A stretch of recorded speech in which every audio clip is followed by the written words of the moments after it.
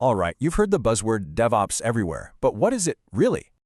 Let's figure it out together. The clock starts now.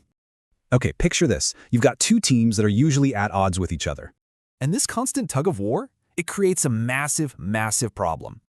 Yeah, the business gets stuck with delayed projects and super unreliable systems. This all happens because a few key things are totally missing from the process. So what's the fix? How do you get everyone on the same page? That's where DevOps comes in. It's a culture and a set of practices. Okay, so how does this actually work? Well, it's built on a few core pillars. Pillar 1 is all about collaboration. You got to break down those silos. Then, Pillar 2, automation. Automate everything to reduce errors and go way faster. This lets you manage your infrastructure with code. Super consistent, super scalable. And check this out. Here's how it all looks in a real-world pipeline. But wait, here's the absolute most important thing you need to get. DevOps isn't a job title. It's a whole mindset.